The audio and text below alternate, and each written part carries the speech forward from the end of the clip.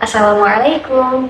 Halo, aku Rohmania, mahasiswa Prodi Ilmu Falak UIN Sunan Ampel, Surabaya. Kali ini aku akan membahas sedikit yang berkaitan dengan hukum perkawinan, tepatnya mengenai syarat dan rukun perkawinan menurut perundang-undangan yang berlaku di Indonesia. Bicara tentang hukum agaknya sedikit memusingkan ya, tapi karena ini menyangkut perkawinan, gak akan bosan kok. Jadi, simak sampai akhir yuk. Sebagai pengantar, kita mendefinisikan perkawinan adalah sebuah ikatan lahir batin antara seorang pria dengan wanita sebagai suami istri dengan tujuan untuk membentuk keluarga atau rumah tangga yang bahagia dan kekal berdasarkan ketuhanan yang Maha Esa. Sebuah perkawinan ini dinyatakan sah apabila telah memenuhi syarat dan rukun yang telah ada. Untuk itu, perlu kita ketahui bersama apa saja sih syarat dan rukun perkawinan itu. Yang pertama, rukun.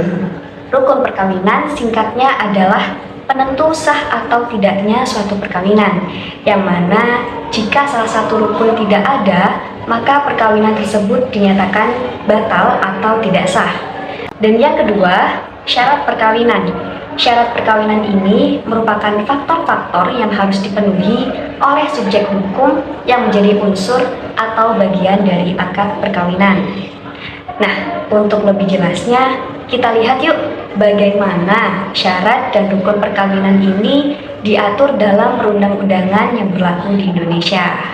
Kita mulai dari Undang-Undang Perkawinan Nomor 1 Tahun 1974. Kita lihat pada pasal 6 dan pasal 7. Pasal 6 ayat 1 yang berbunyi, perkawinan harus didasarkan atas persetujuan kedua calon mempelai. Dan ayat 2 yang berbunyi, untuk melangsungkan perkawinan, seorang yang belum mencapai umur 21 tahun, maka harus mendapat izin kedua orang tua. Kemudian pasal 7 ayat 1 yang berbunyi, perkawinan hanya diizinkan jika pihak pria telah mencapai umur 19 tahun dan pihak wanita telah mencapai umur 16 tahun. Kemudian pasal 7 ayat 1 yang berbunyi, perkawinan hanya diizinkan jika pihak pria telah mencapai umur 19 tahun dan pihak wanita telah mencapai umur 16 tahun. Dan ayat yang kedua berbunyi, dalam hal penyimpangan terhadap ayat 1 pasal ini dapat meminta dispensasi kepada pengadilan atau pejabat lain yang ditunjuk oleh kedua orang tua pihak pria maupun pihak wanita. Nah, pada tahun 2019 terdapat perubahan mengenai batas usia perkawinan untuk perempuan yang awalnya 16 tahun kini menjadi 19 tahun, sama seperti laki-laki. Perubahan ini tercantum dalam Undang-Undang Nomor 16 Tahun 2019 yang telah disahkan oleh Presiden Republik Indonesia pada tanggal 14 Oktober 2019. Sehingga bunyi pasal 7 ayat 1 ini berubah menjadi perkawinan hanya diizinkan apabila pria dan wanita sudah mencapai umur 19 tahun. Dari sini kita melihat bahwa dalam Undang-Undang Perkawinan Nomor 1 Tahun 1974 hanya memaparkan beberapa syarat yang harus dipenuhi sebelum melangsungkan perkawinan, tetapi tidak dengan hukumnya. Kemudian kita lihat dalam kompilasi hukum Islam atau KHI. Ini terdapat dalam pasal 14 dan pasal 15.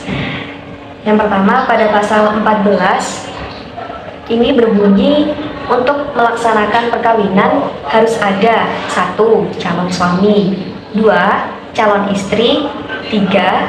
Wali nikah, 4. 2 orang saksi, dan 5. Ijab dan qabul. Dan pada pasal 15 ayat 1 yang berbunyi, untuk kemaslahatan keluarga dan rumah tangga Perkawinan hanya boleh dilakukan calon mempelai yang telah mencapai umur yang ditetapkan dalam pasal 7 Undang-Undang Perkawinan Nomor 1 Tahun 1974, yakni calon suami sekurang-kurangnya berumur 19 tahun dan calon istri sekurang-kurangnya berumur 16 tahun. Namun ini tadi sudah dijelaskan bahwa terdapat perubahan pada tahun 2019. Dan ayat yang kedua berbunyi, bagi calon mempelai yang belum mencapai umur 21 tahun harus mendapat izin sebagaimana yang diatur dalam pasal 6 ayat 2, 3, 4, 5 Undang-Undang Nomor 1 Tahun 1974. Nah, dari sini dapat kita lihat bahwa pada kompilasi hukum Islam atau KHI tercantum mengenai rukun perkawinan beserta syarat perkawinan yang tidak jauh berbeda dengan apa yang sudah dijelaskan pada Undang-Undang Perkawinan Nomor 1 Tahun 1974 sebelumnya. Selanjutnya kita lihat dalam fikih menurut 4 madhab. Yang pertama, madhab Hanafi. Rukun nikah menurut madhab Hanafi ada 3, yaitu adanya sirot, ijab dan qabul, adanya dua pihak yang berakad, dan adanya saksi. Adapun mahar dan wali bukanlah rukun atau syarat nikah. Kemudian menurut madhab Maliki, menurut madhab Malikiyah ini rukun nikah ada 5. Yang pertama, adanya wali dari wanita. Yang kedua, adanya mahar. Yang ketiga, adanya mempelai laki-laki yang tidak sedang ihram. Yang keempat, adanya mempelai wanita yang tidak sedang ihram dan tidak sedang dalam masa iddah. Dan yang kelima, adanya sirot atau ijab dan qabul. Adapun saksi tidak termasuk dalam rukun nikah menurut madhab ini. Kemudian menurut madhab Syafi'i. Menurut madhab Syafi'i, rukun pernikahan ada 5, yaitu adanya mempelai laki-laki, mempelai wanita, adanya wali, adanya 2 orang saksi, dan sirot atau ijab qabul. Nah, dari rukun-rukun di atas, mahar tidak termasuk ke dalam rukun nikah.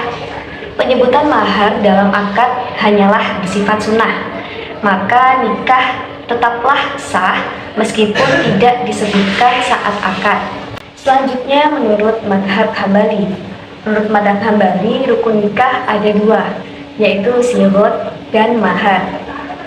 Sedangkan syarat nikah ada 4, yaitu adanya suami istri, kemauan sendiri dan rela, adanya wali, dan adanya saksi.